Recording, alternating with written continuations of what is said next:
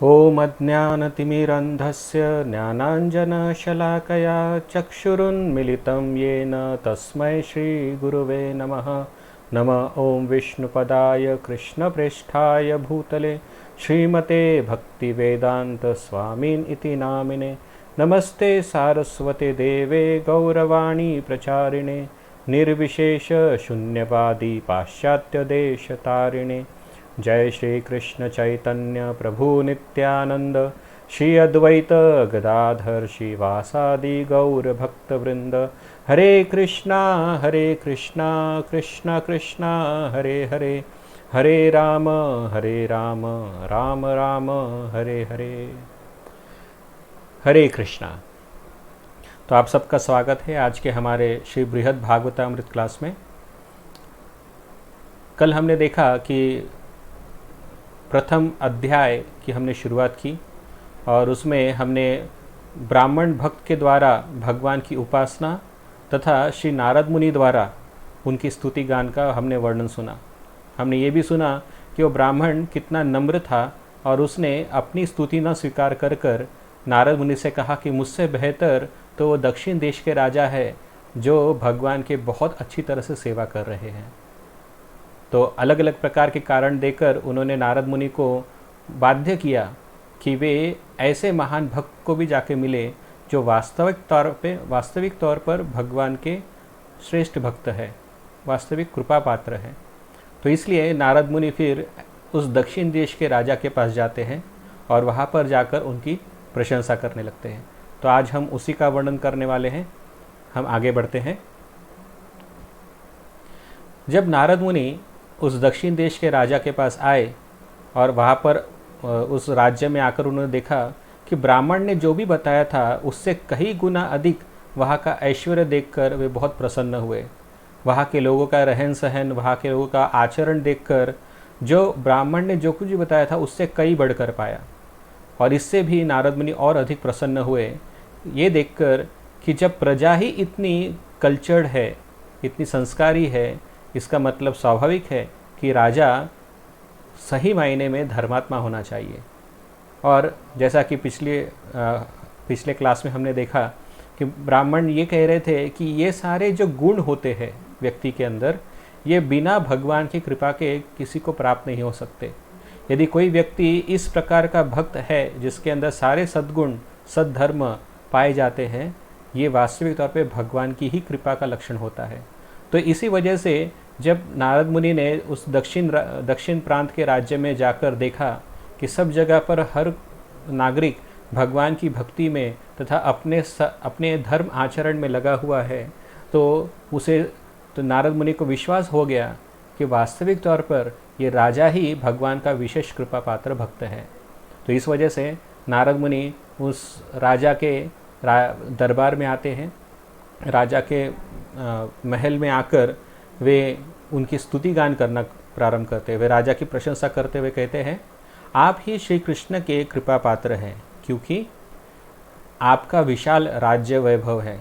तो सबसे पहले नारद मुनि ने राजा का गुण गौरव कहते हुए ये कहा कि आपका राज्य वैभव बहुत विशाल है। मतलब राजा का जो राज्य है, राज्य का प्रस्थ है, वो बहुत बड़ा है।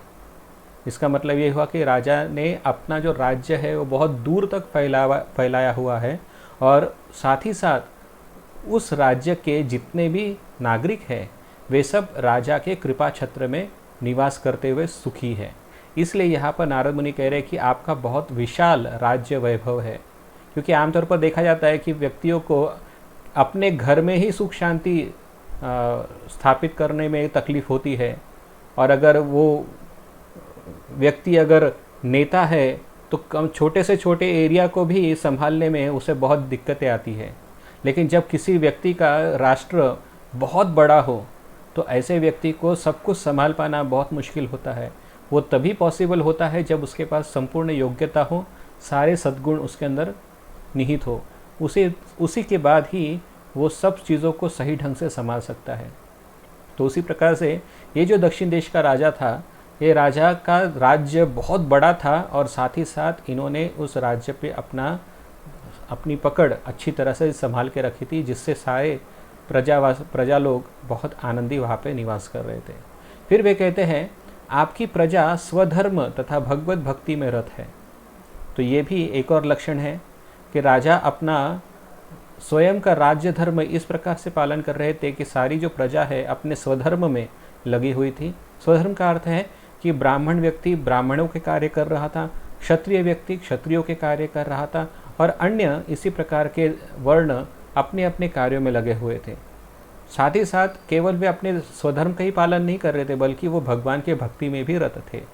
तो इसका अर्थ ये होता है कि महत्वपूर्ण है राजा का महत्वपूर्ण कार्य है कि उसने अपने प्रजा के कल्याण हेतु केवल उन्हें अपने स्वधर्म में ही नियुक्त नहीं रखना चाहिए, बल्कि स्वधर्म के साथ साथ भगवान की भक्ति भी करने के लिए प्रेरित करना चाहिए, तभी वो राजा यशस्वी माना जाता है। फिर वे आगे कहते हैं आपकी लोकवत्सलता प्रशंसनीय है। तो ये भी एक स्टेटमेंट बहुत ही महत्वपूर्ण है, क्योंकि आमतौर पर जब राजा बहुत बड़े विशाल देश का राजा जब होता है और जब अपने प्रजा को एक विशिष्ट मार्गदर्शन में निर्धारित विशिष्ट मार्गदर्शन में रखता है, तो कभी कभी कोई जो प्रजा होती है वो उससे दुखी होती है, कुछ लोग उनके राजा के इच्छाओं के विरुद्ध जाती है। तो यहाँ पर दिखाई पड़ रहा है कि जितने भी प्रजागण थे ये राजा से बहुत प्रेम करते थे, और साथ ही साथ राजा भी लोगों के प्रति वत्सल भाव रखता था। मतलब राजा अपनी प्रजा को अपने पुत्रवत समझते थे और इस प्रकार से उनका पालन पोषण भी करते थे। फिर वे कहते हैं आप धर्म अर्थ ज्ञान और भक्ति से सुशोभित है। तो ये जो राजा है ये केवल अपने ही धर्म का पालन नहीं कर रहा था, बल्कि भगवान के भक्ति से भी वो अलंकृत है। ये वास्तविक तौर पर राजा का मुख्य लक्षण होना चाहिए। वो केवल धर्म अर्थ तथा ज्ञान में ही निपुण नहीं होना चाहिए, बल्कि भगवान की भक्ति में भी नियुक्त होना चाहिए। तब जाके वो वास्तविक तौर पर अपने क्षात्र धर्म का सही मायने में निर्वाह कर सकता है। और इस प्रकार के स्तुति करते हुए वे नारद मुनि भाव विभोर होकर बारंबार राजा का आलिंगन करते हुए कहने लगे कि आप ही वास्तविक तौर पे भगवान श्री कृष्ण के कृपा पात्र है। और इस प्रकार से वे अश्रु बहाने लगे और उनकी स्तुति करने लगे थे। तो जब राजा ने ये सब सुना तो राजा नम्रतावश अपना सर नीचे झुकाकर नारद मुनि को रोक दिया और उसका खंडन करने लगे। राजा का अपनी प्रशंसा का खंडन करना। तो एक चीज़ हम बहुत ही प्रखरता के साथ बृहद भागवतामृत के इस भाग में देखते हैं कि जब भी नारद मुनि किसी वैष्णव की प्रशंसा करते हैं तो वैष्णव अपने स्वभाव के अनुसार, अपने वैष्णव सदाचार के अनुसार वो कभी भी अपनी प्रशंसा को स्वीकार नहीं कर रहा, बल्कि वो कहता है कि मुझ में कोई गुण है ही नहीं, मुझसे बेहतर तो कोई अन्य भक्त है, और फिर उसकी गुणगान करना चालू करता है। आमतौर पर इस भौतिक जगत में हम देखते हैं कि जो अभक्त होते हैं जब कोई उनकी प्रशंसा करता है तो उसे बहुत पसंद आता है, और इसीलिए हम भी देखते हैं कि एप्रिशिएशन करना पड़ता है। आपने छोटा भी कुछ काम किया हो, अच्छा काम किया हो, यदि कोई उसको एप्रिशिएट ना करे, उसकी प्रशंसा न करे, तो आप शायद अगली बार उसको वापस वो कार्य नहीं करोगे, या वो अच्छा कार्य या वो सेवा भी आप नहीं करेंगे। तो ये क्या दर्शाता है कि जब तक एप्रिशिएशन नहीं मिले, ये जब तक कोई प्रशंसा न करे, तब तक हमें कोई कार्य करने में रुचि नहीं आती। लेकिन वैष्णव का आचरण इसके विपरीत होता है। वो अच्छा कार्य, वो सारे प्रकार की सेवा तो करता है, लेकिन बदले में वो किसी भी प्रकार की प्रशंसा की अपेक्षा नहीं करता। और यदि कोई व्यक्ति उनकी प्रशंसा भी करे, एप्रिशिएट भी करे, तो वो कहते हैं कि मैंने क्या काम किया है, मैंने क्या सेवा किया है, मुझसे बेहतर तो वो दूसरा भक्त है जो मुझसे भी अच्छी सेवा कर रहा है और हमारे गुरु महाराज को या भगवान को प्रसन्न कर रहा है। तो ये वास्तविक तौर पर एक उत्तम वैष्णव का लक्षण होता है। तो राजा भी एक महान वैष्णव होने के नाते जब नारद मुनि ने उनकी प्रशंसा करना शुरू किया तो नम्रता के कारण राजा भी उनकी प्रशंसा का खंडन कर रहे हैं। तो वे कहते हैं कि हे नारद मुनि, आप मेरी प्रशंसा क्यों कर रहे हैं? मैं तो एक साधारण मनुष्य हूँ और मेरी आयु भी कम है। तो यहाँ पर मनुष्य होने के कारण आयु कम होने का मतलब ये होता है कि जब नारद मुनि ये कह रहे हैं कि आपने अपने राज्य में सब जगह पर धर्म की स्थापना की है, तो राजा ये कह रहे हैं कि मेरी आयु पहले से ही कम है, मैं कितने दिन तक शासन कर पाऊंगा कि जिससे मेरा राज्य वैभव चिरकाल तक टिकने वाला है। मेरा ये राज्य वैभव मेरे आयु की समाप्ति में ख़त्म हो जाएगा, फिर उसके बाद मेरा क्या अस्तित्व। तो वे कह रहे हैं कि मैं एक साधारण सा मनुष्य हूँ और मेरा राज्य वैभव भी मेरी आयु पर ही सीमित है, ऐसा वे नम्रता के साथ कह रहे हैं। फिर वे कहते हैं कि मेरा ऐश्वर्य भी अल्प है, जिससे मैं कभी कभी ही दान करता हूँ। अब यहाँ पर वास्तविक तौर पर राजा का बहुत ही नम्रता वाला वर्णन है, क्योंकि राजा होने के नाते राजा का कर्तव्य होता है कि वो अपने प्रजा में सभी को दान धर्म करे। खासतौर पर ब्राह्मणों को दान धर्म करना उनका एक मूलभूत धर्म होता है। तो राजा ये कह रहे कि मेरा ऐश्वर्य कितना है, मैं एक छोटे से देश का राजा हूँ और छोटे से के देश का राजा होने के नाते मेरे पास जो ऐश्वर्य है वो भी सीमित है। तो ऐसे सीमित राजा, ऐसे सीमित ऐश्वर्य में मैं कितना दान धर्म कर सकता हूँ।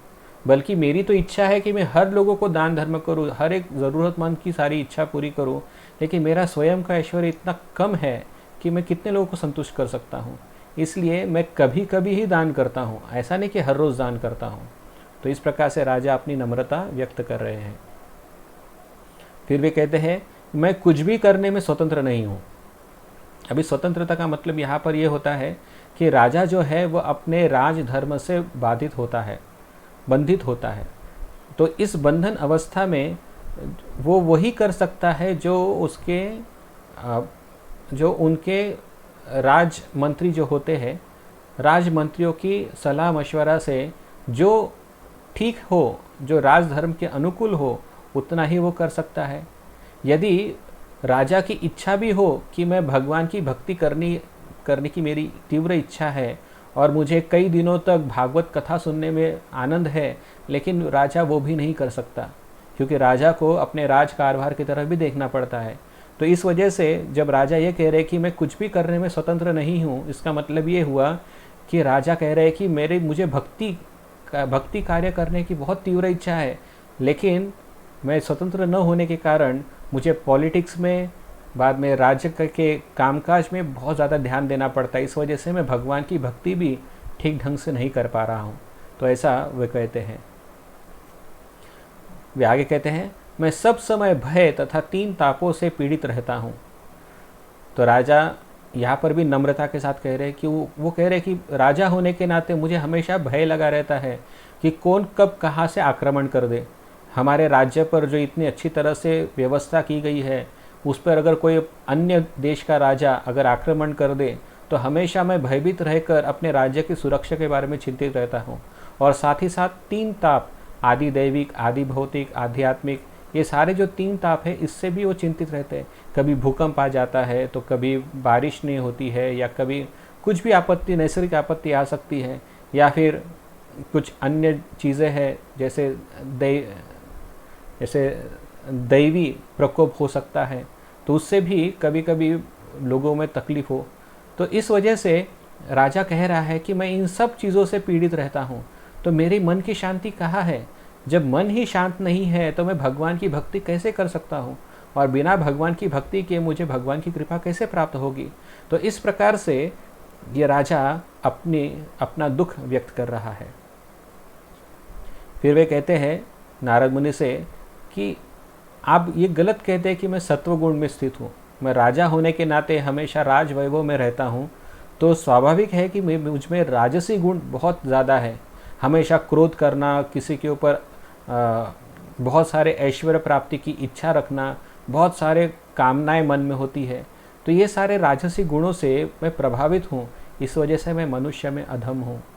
तो राजा कह रहे हैं कि केवल मैं राज्य कारभार करने के कारण भी मैं रजोगुण से प्रभावित हूँ, और भक्ति के लिए, भगवान की कृपा प्राप्त करने के लिए राजसी गुण बाधक बनते हैं। तो इस वजह से राजा कह रहे हैं कि मैं ऐसे राजसी गुणों से प्रभावित होने के कारण मैं मनुष्यों में अधम हूँ, इसलिए आप मेरी स्तुति गलत तरीके से कर रहे हैं। फिर वे कहते हैं कि आप मुझसे बेहतर तो देवतागण हैं, अभी अभी देखिए यहाँ पर कि राजा ने सबसे पहले तो अपनी प्रशंसा का खंडन किया, और वैष्णव का गुण ये है कि वो हमेशा अन्यों में विशेष गुणों के लक्षण देखता है। मुझे याद है एक बार परम पूज्य राधानाथ स्वामी महाराज एक बार अपने प्रवचन में कह रहे थे कि कौन व्यक्ति अन्यों की प्रशंसा कर सकता है, हु कैन प्रेज और ग्लोरीफाई अदर्स।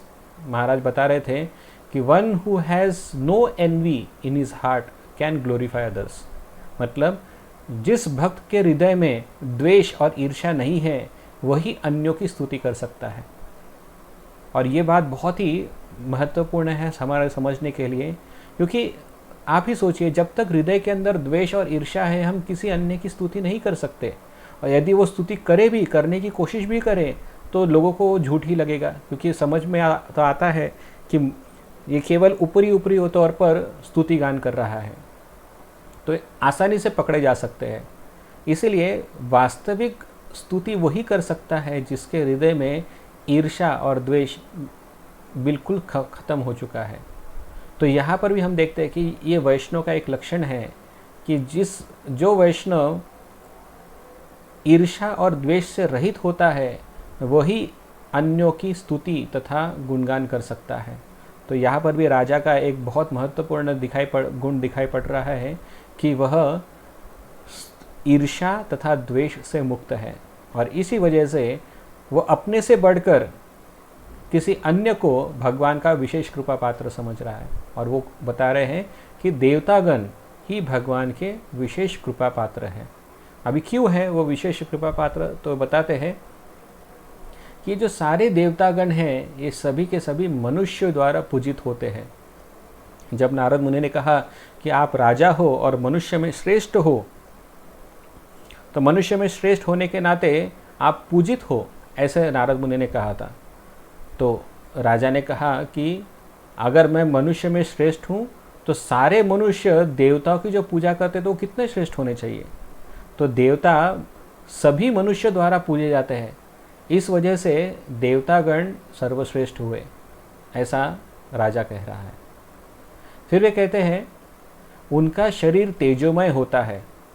अभी शरीर तेजोमय होने का क्यों ऐसा लक्षण बताया जा रहा है, क्योंकि आमतौर पर मनुष्य होने के नाते हमारा जो शरीर है ये अलग अलग प्रकार के विकारों से प्रभावित होता है, दुर्गंधी से, पसीना, अन्य तथाकथित जो दुर्गंधी के वाले लक्षण होते हैं शरीर के, वो सारे मनुष्य में दिखाई पड़ते हैं। लेकिन देवता का जो शरीर है वह इस प्रकार के दुर्गुणों से प्रभावित नहीं होता, बल्कि उनका शरीर तेजोमय होता है।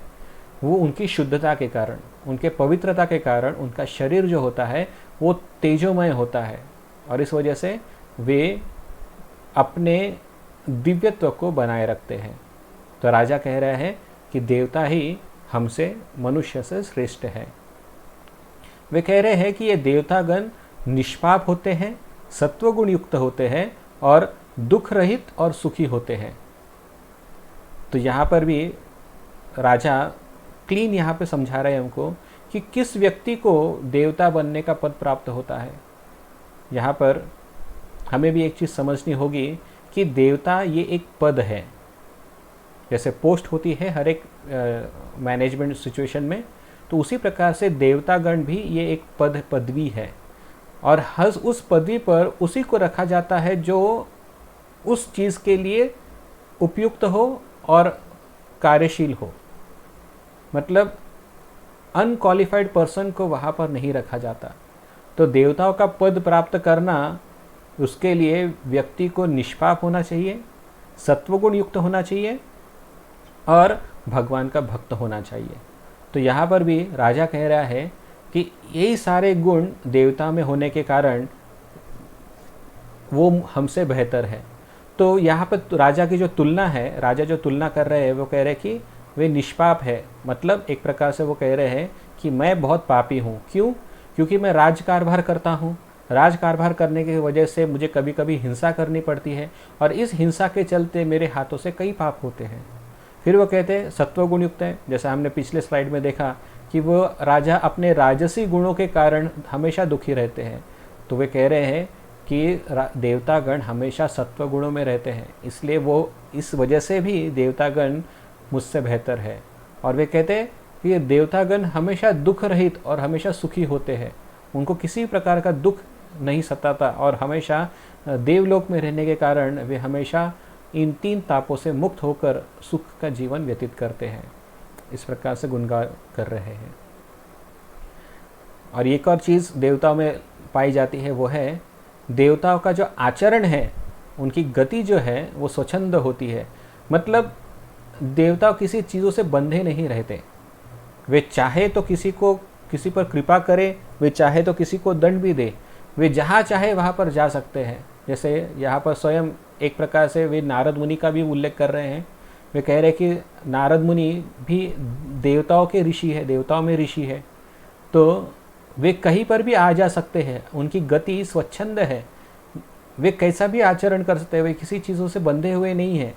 वे किसी को आशीर्वाद दे सकते हैं या किसी को शाप दे सकते हैं, जैसी उनकी इच्छा हो वैसा कार्य कर सकते हैं। उसी प्रकार से सभी देवतागण भी उसी प्रकार से अपने अपने भक्तों को आशीर्वाद देने में या शाप देने में सक्षम है और उनका आचरण स्वच्छंद होता है, मतलब उन्हें कोई किसी प्रकार की रोक टोक नहीं होती। तो ये सुनकर नारद मुनि और प्रसन्न होते हैं।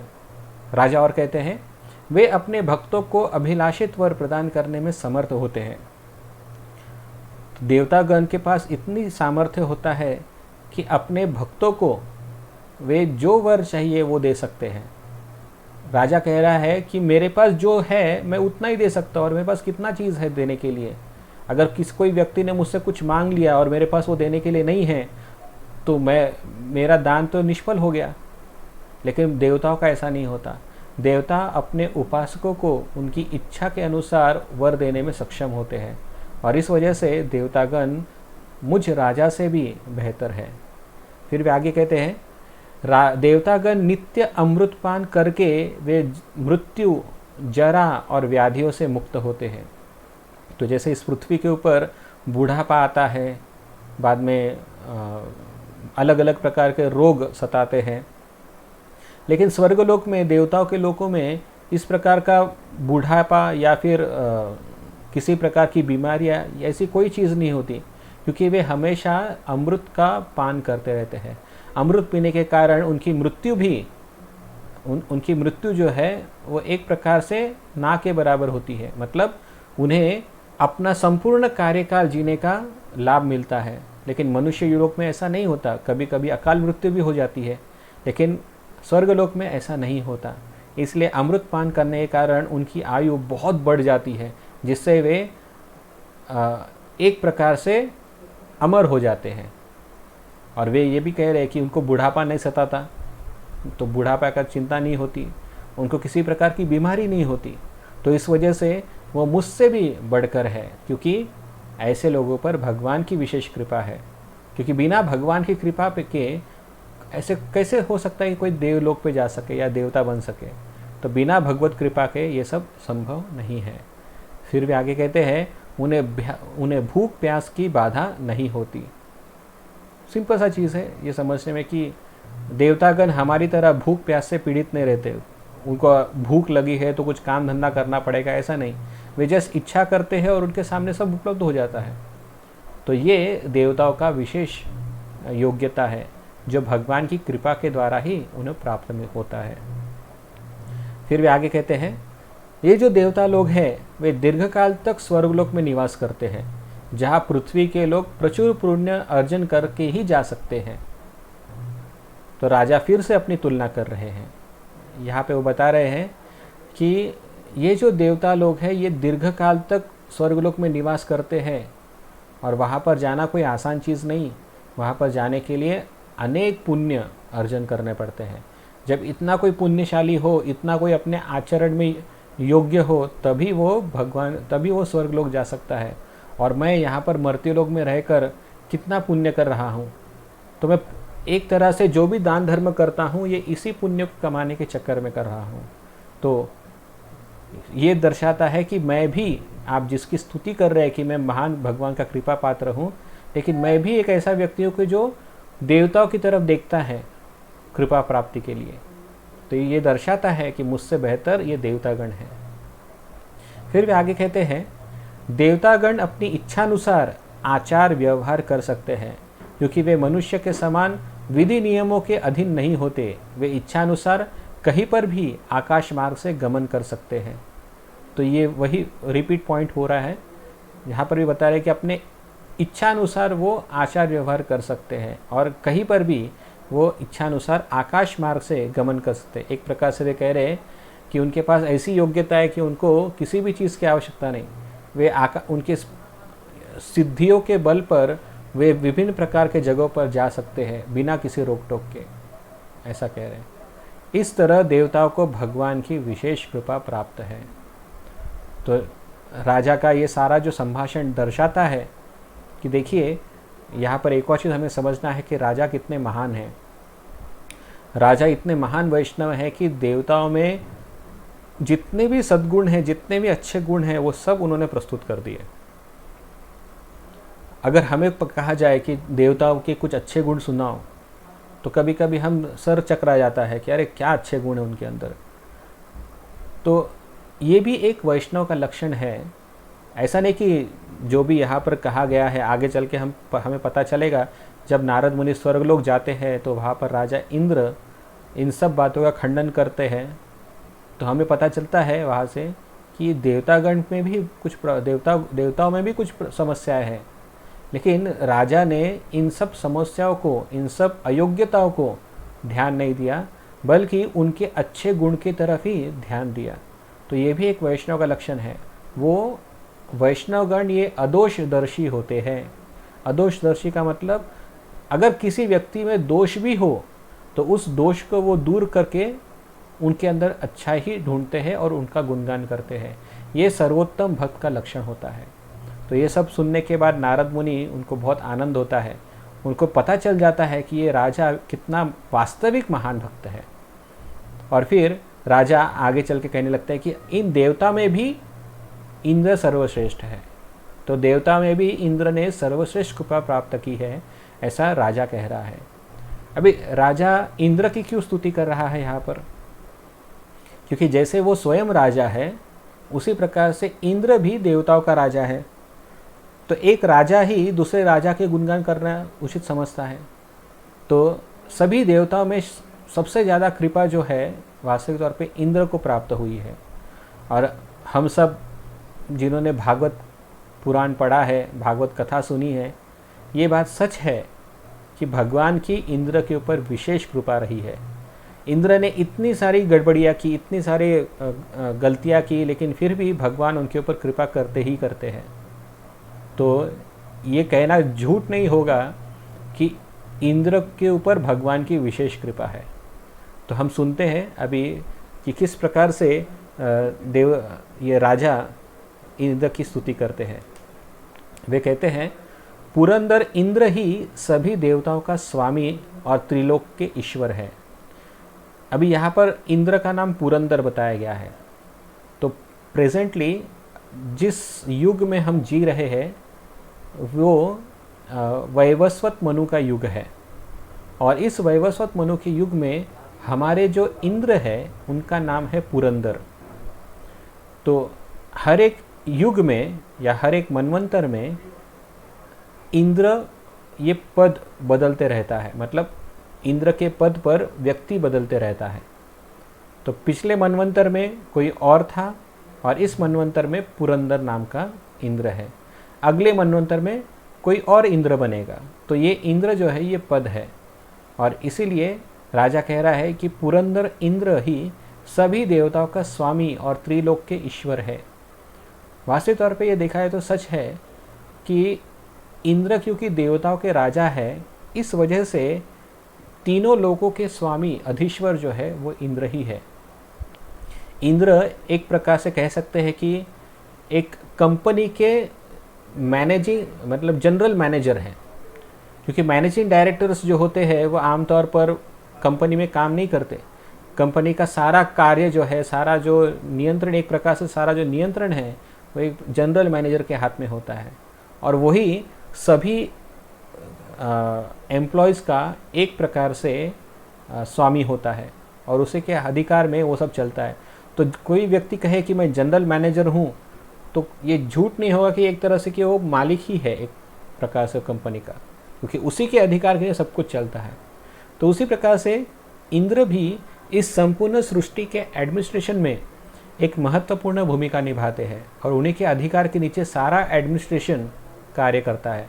जैसे जनरल मैनेजर के हाथ के नीचे सारी कंपनी कार्यरत होती है, उसी प्रकार से इंद्र के हाथ के नीचे ही सारा एडमिनिस्ट्रेशन किया जाता है। और जब कभी कुछ आपत्ति हो, कुछ विशेष कार्य करना हो, तब फिर त्रिदेवों का उसमें इन्वॉल्वमेंट होता है।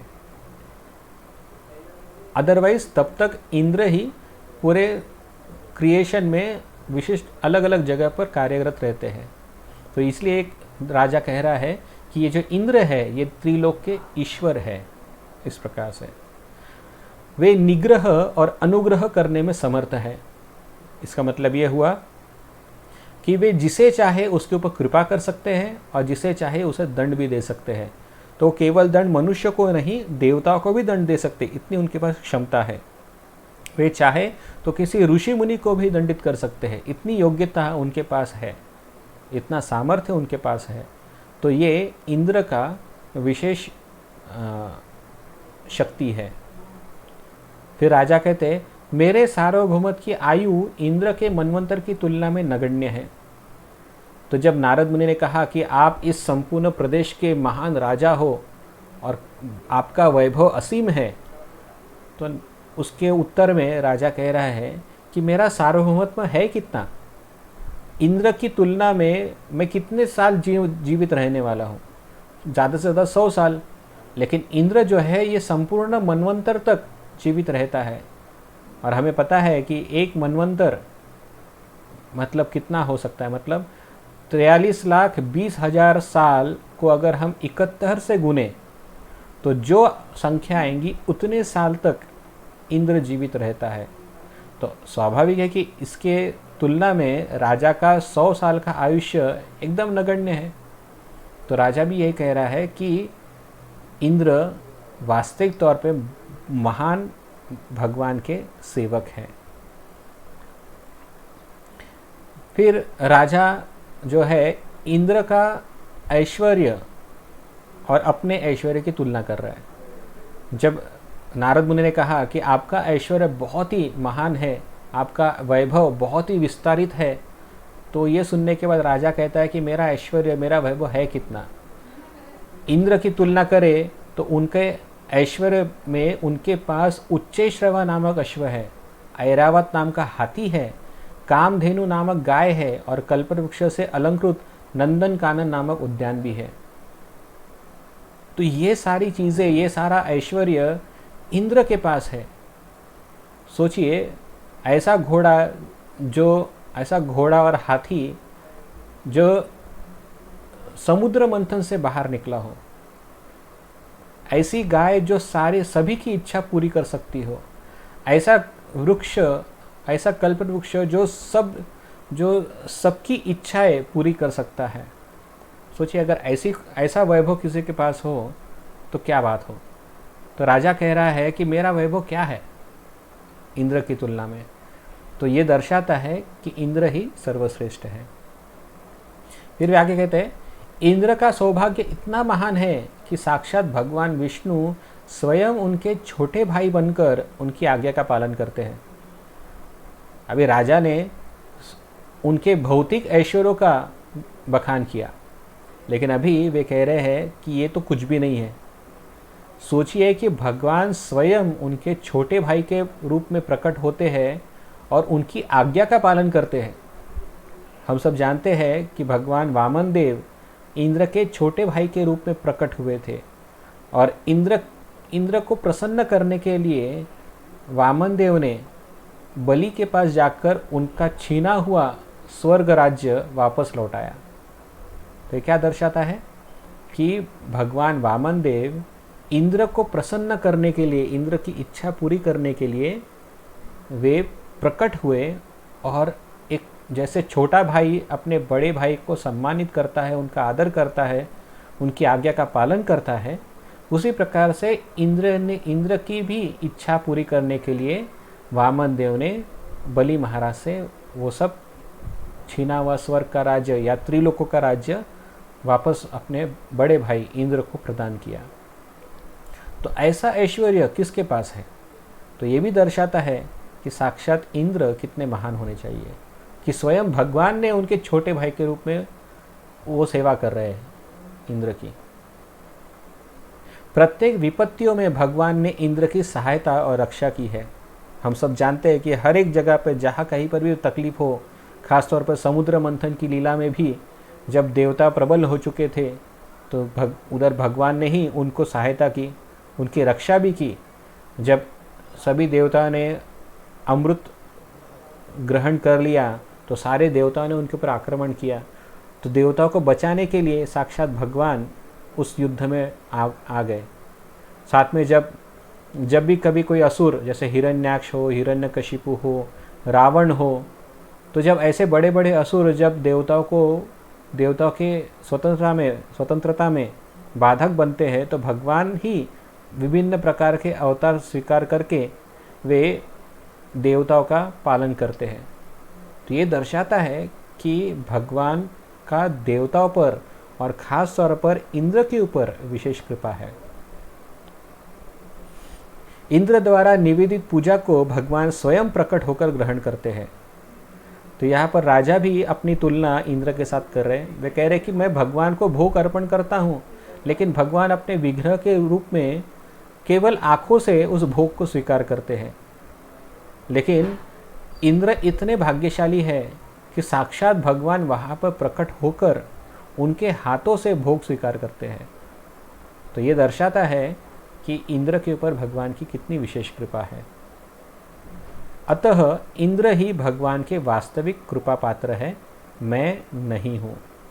तो ऐसा कह के राजा नारद मुनि से कहते हैं कि कृपया करके आप स्वर्गलोक जाए। अगर आपको किसी वास्तविक भक्त की तलाश है जिसके ऊपर भगवान की विशेष कृपा है, तो केवल और केवल इंद्र है, अन्य और कोई नहीं, मैं तो बिल्कुल भी नहीं।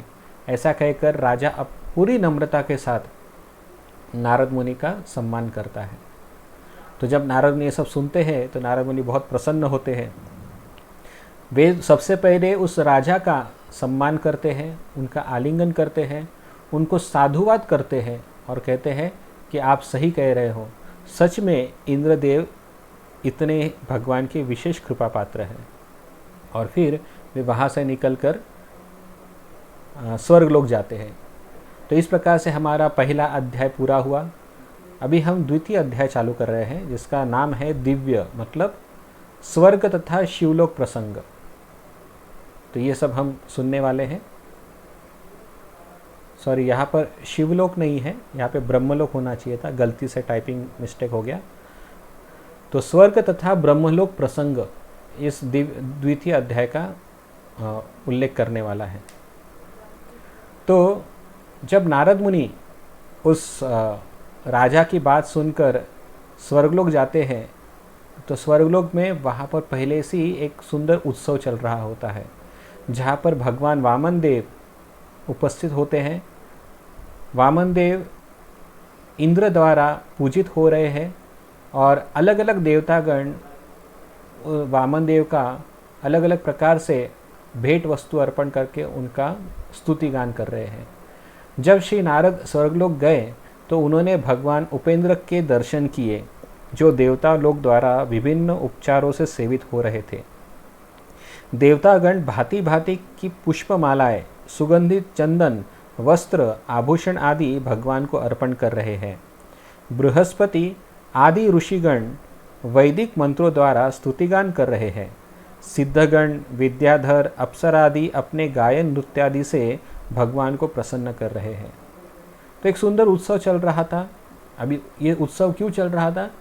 क्योंकि कई दिनों बाद भगवान वामन देव इंद्र के पास आए थे और इंद्र ने उनके स्वागत में इस सारे कार्यक्रम का आयोजन किया। जब भगवान वहाँ पर उपस्थित हुए, उस जगह पर आए, तो इंद्र ने अपने सिंहासन पर वामन देव को उपस्थित किया, बिठाया और उनका अलग अलग प्रकार से सेवा करने लगे। और साथ ही साथ जितने सारे देवतागण थे इस उत्सव में शामिल होकर भगवान की प्रसन्नता के लिए देवतागण अलग अलग प्रकार के स्तुतिगान कर रहे थे। ब्राह्मण आदि गण वेदों में से भगवान का गुणगान कर रहे थे। अप्सराएं, गंधर्व इत्यादि गण नृत्य करके भगवान को प्रसन्न करने का प्रयत्न कर रहे थे। तो ये सारा उत्सव का वातावरण स्वर्गलोक में छाया था। जब नारद मुनि ऐसी स्थिति में वहाँ पर आए तो नारद मुनि वहाँ पर आकर भगवान का वो सुंदर लीला देखकर बहुत प्रसन्न हुए, और साथ ही साथ उन्होंने देखा कि सही मायने में इंद्र जो है वो वास्तविक तौर पे भगवान का विशेष कृपा पात्र है।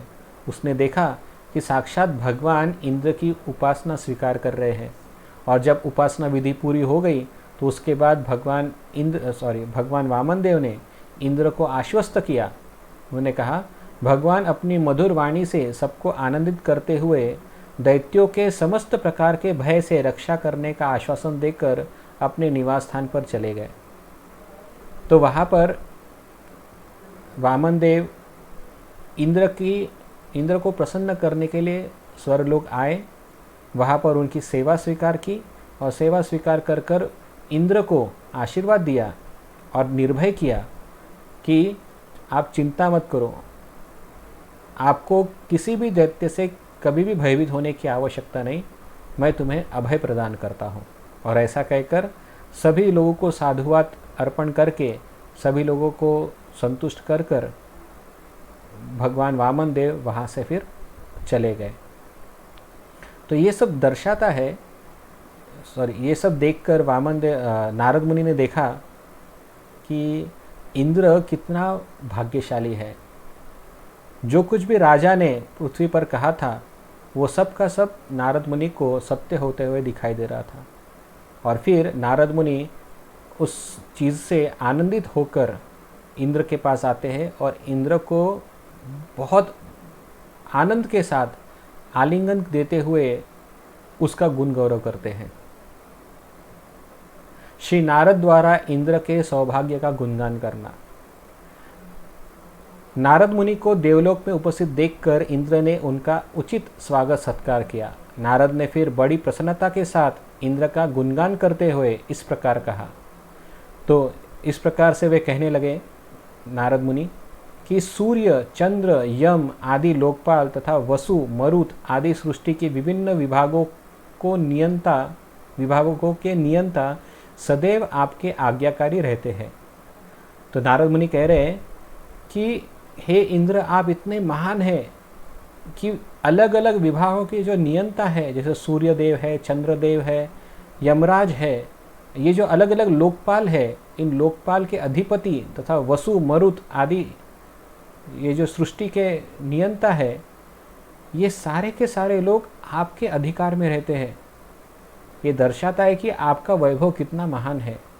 फिर ये तो कुछ भी नहीं, केवल देवतागण नहीं, मेरे जैसे मुनि तथा ऋषिगण भी आपके सामने वशीभूत रहते हैं। मतलब जो बड़े बड़े ऋषिगण हैं, जैसे सप्तर्षिगण भी होकर गए हैं, देवर्षि नारद जैसे ऋषिगण हैं, ये भी देवराज इंद्र का सम्मान करते हैं और उनका आदर करते हैं। श्रुति शास्त्र, खासतौर पर जो वेद है, उन वेदों में आपको जगदीश्वर कहकर आपकी स्तुति की गई है, क्योंकि आप ही धर्म और अधर्म का फल प्रदान करने वाले हैं। तो यहाँ पर भी हम देखते हैं कि नारद मुनि स्पष्टता से देवराज इंद्र का गुण गौरव कर रहे हैं। और ये बात सच है कि यदि आप अगर वेदों का अध्ययन करें तो आपको बहुत जगह पे यही दिखाई देगा कि ज़्यादातर स्तुति इंद्र की ही की गई है।